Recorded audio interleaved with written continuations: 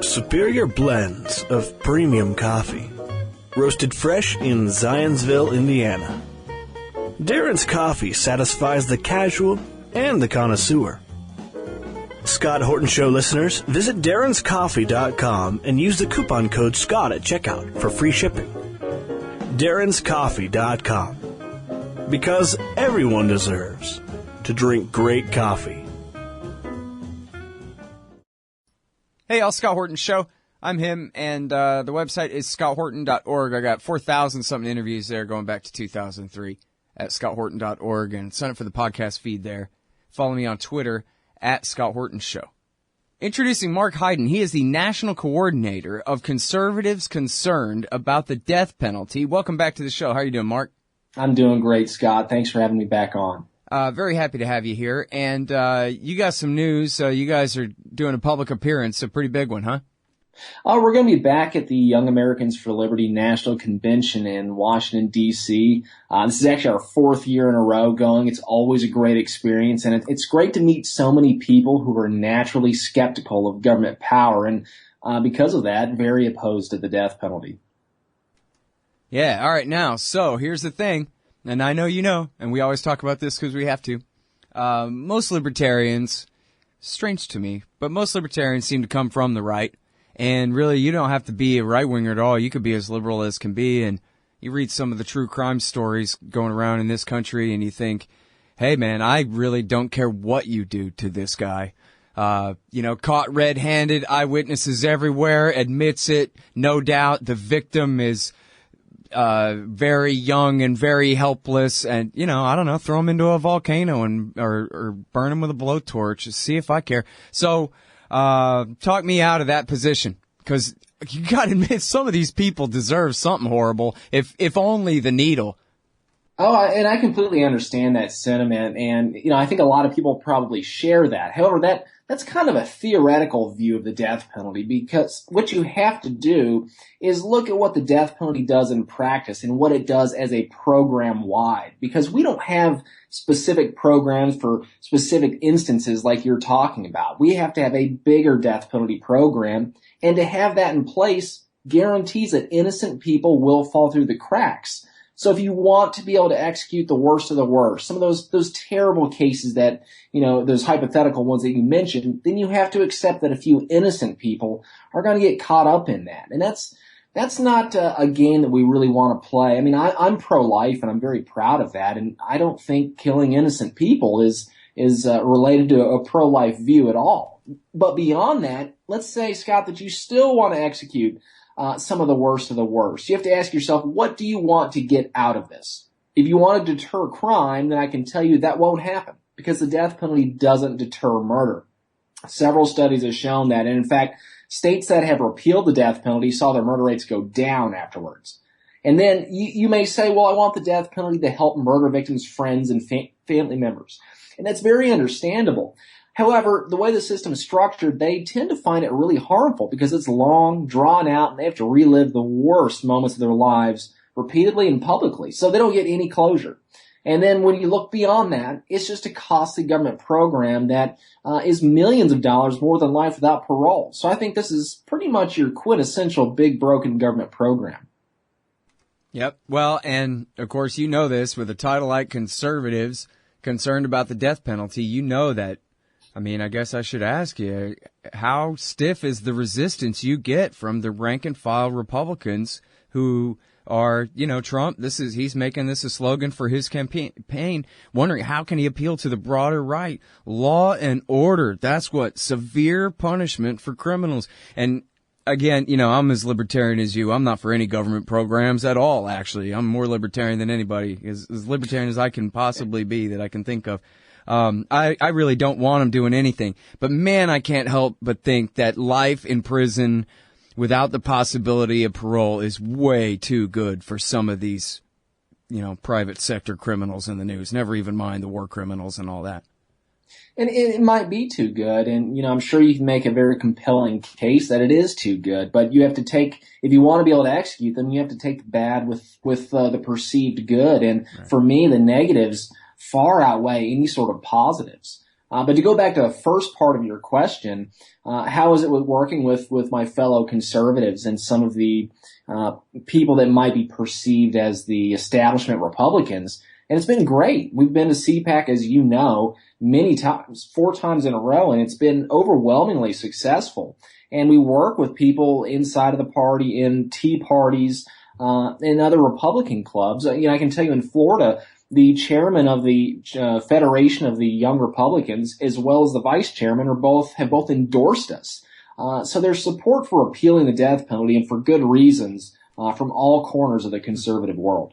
Hey, tell me about what the judges and the DAs think about what you're doing here. Oh, the prosecutors love me. Well, it depends. There are a lot of prosecutors, and I kid. There's a lot of prosecutors out there who oppose the death penalty. I live in Georgia, and my family, most of them are attorneys, and I'm always surprised at how many judges and prosecutors they come back and tell me are very opposed to the death penalty. So it's on an individual basis. A lot of prosecutors know that the death penalty is not necessary, and it takes a lot of their funds and pours it into specific cases when it could be used to combat crime in other ways. And the same thing for judges. This is a logjam. It slows down the court processes. So you may spend years on a single case, whereas you could have cleared out the backlog. Yeah. Yeah, very important. As you say, it's not just, and this goes for all government programs. This is what conservatives supposedly understand, that it's not your magic wish come true. It's an actual government department run by people, mostly Democrats, and they're in charge of carrying out what, you would like for it to be. Now we're talking about an entirely different ballgame than the one that you thought should be implemented. Yeah, and this is something that I speak with a lot of my fellow conservatives and some of the more establishment Republicans that support the death penalty, because I do a lot of speaking nationwide, and it's always trying to prove what the death penalty does in practice, what our government does with this program versus what it does in theory. Because a lot of people have this almost romanticized notion of the death penalty being this perfect government program. And I usually close most of my speeches with, if you can point to a single perfect government program, I will close my mouth and I will leave right here and right now. And so far, nobody has been able to present one to me. Hey, let me ask you this. There was, don't worry, I'm not going to ask you the title unless you happen to know. But there was a Kevin Spacey movie, probably had that one lady in it too. What's her name? From the Bus movie. Anyway, and it was a death penalty case. And the deal was, the lady's dying of cancer anyway or something, or the would-be perp is, he frames himself for a murder he didn't commit, basically, just to prove, and then he gets himself the death penalty. And he does it just to prove that an innocent person can be convicted and sentenced and put to death. And then after he's put to death, the evidence comes out that he had framed himself just to show that it could be done, and that here's proof that someone, at least one person who didn't really do it, was put to death unjustly. And yet, I always think about that movie. I can't remember what it's called anymore. Bumper sticker of mine is actually in a background shot of it. But, I can't ever think of the name of it, but I always think of that movie because I've heard of, I guess, dozens, if not maybe scores now, of innocent people that we know after the fact really didn't do it. Like the guy in Houston who was accused of starting the arson fire that killed his own daughters there. Yeah, I've never seen that movie, but I know which one you're talking about. And, there's already, we know of more than 155 individuals who are wrongly convicted and released from death row because they were discovered to be there wrongly. But there have been many others who have been executed despite serious doubts regarding the veracity of their verdict. And you mentioned one, Cameron Todd Willingham. They used this bogus form of forensic analysis based on fire patterns to find him guilty. And since they've said that's just completely unscientific. This has also happened to Carlos de Luna, also in Texas, in Corpus Christi. And it was based on the eyewitness testimony of one guy who said he was 50% sure that he was the perpetrator. Now, more evidence has come out that really casts doubt on the guilty verdict that they were able to acquire, but he's been executed. And this has happened to many others, but unfortunately, the way that our criminal justice system is structured, there's no way to go back and check someone's innocence after they've been executed. there's just no method of doing that. So we have no idea how many innocent people may have been killed by the state. But I feel confident that there are some strong cases where that may have actually happened. Well, and in that movie, what happens is once it's proven that the innocent guy was put to death, it becomes a whole game changer for the death penalty. Like, the implication is this is the beginning of the end of the death penalty in America, because we just wouldn't tolerate any, if we could really prove a case, we'd never tolerate a system where any innocent people were actually put to death. And yet that, unfortunately, is not the world that we live in, apparently, after Willingham and these others. No, so far it's not the world that we live in, but we are repealing the death penalty on a state-by-state legislative basis increasingly. We did it, a little over a year ago in Nebraska, first red state to do so in over 40 years. So I think we are turning the tide. I do want to see the death penalty eventually eradicated in America, but I don't want to do it by having an innocent person put to death, because life's just too precious to me, and I'd rather do it in other ways and try to prevent that from happening, which I know that risk always exists. Yeah. Oh no, I wasn't recommending you entrap yourself into Thank you, Scott. Just we have Willingham. That's enough. Yeah, we don't need any more innocent people. We have the ones that we already have, and that should be enough, as you say. And honestly, I can see, I'm from Texas. I'm from Austin, but I'm also from Texas. And I've known plenty of, people of real religious conviction in my life who they honestly absolutely could not stand the idea that we have a death penalty system that is so flawed that an innocent man could be executed. And they would absolutely, whether they're a rank and file law and order conservative Republican or not, they would just, Jesus outranks conservative politics by far, and he would not approve of that kind of thing. Oh, I'm a Christian. I'm very proud of it. My dad was a minister when I was a kid, and I work with Heather Bodwin, who she specializes in evangelical outreach, and that's where we get a lot of our strongest supporters.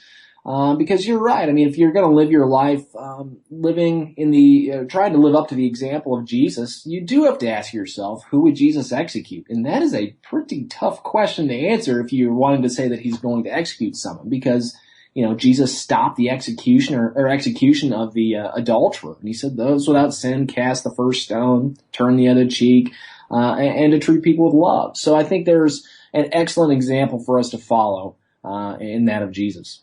Great. All right. Now, so tell us everything we need to know about your organization, especially how people can participate in it, and then also plug the event as best you can, and how people can get there to participate in that. Of course. Yeah. If you want to know more information about us, go to conservativesconcerned.org. There's plenty of information on there. You can sign up for our monthly email newsletter, as well as if you want to talk to me directly. I always encourage fan mail at info@conservativesconcerned.org. And if you happen to be in the Washington, D.C. area on 727 to 728, please drop by. The Young Americans for Liberty National Convention is happening at Catholic University, and I encourage as many people as can possibly go to be sure to attend. Awesome. Well, thank you very much again for coming on the show, Mark. I really appreciate it. Thank you so much, Scott. All right, y'all. That is Marc Hyden from Conservatives Concerned about the death penalty. All right, y'all, and that's the Scott Horton Show. 4,000-something interviews at scotthorton.org, and sign up for the podcast feed there. Help support at scotthorton.org/donate, and follow me on Twitter at Scott Horton Show. You hate government, one of them libertarian types, or maybe you just can't stand the president, gun grabbers, or warmongers. Me too. That's why I invented libertystickers.com. Well, Rick owns it now, and I didn't make up all of them, but still, if you're driving around and want to tell everyone else how wrong their politics are, there's only one place to go. Libertystickers.com has got your bumper covered. Left, right, libertarian, empire, police, state, founders quotes, central banking. Yes, bumper stickers about central banking. Lots of them. And, well, everything that matters. Libertystickers.com. Everyone else's stickers suck. Hey, y'all, Scott here. Ever wanted to help support the show and own silver at the same time? Well, a friend of mine, libertarian activist Arlo Pignatti, has invented the alternative currency with the most promise of them all. QR silver commodity discs. The first ever QR code 1-ounce silver pieces. Just scan the back of one with your phone and get the instant spot price. They're perfect for saving or spending at the market. And anyone who donates $100 or more to the Scott Horton Show at scotthorton.org/donate gets one. That's scotthorton.org/donate. And if you'd like to learn and order more, send them a message at commoditydiscs.com or check them out on Facebook at /commoditydiscs. And thanks.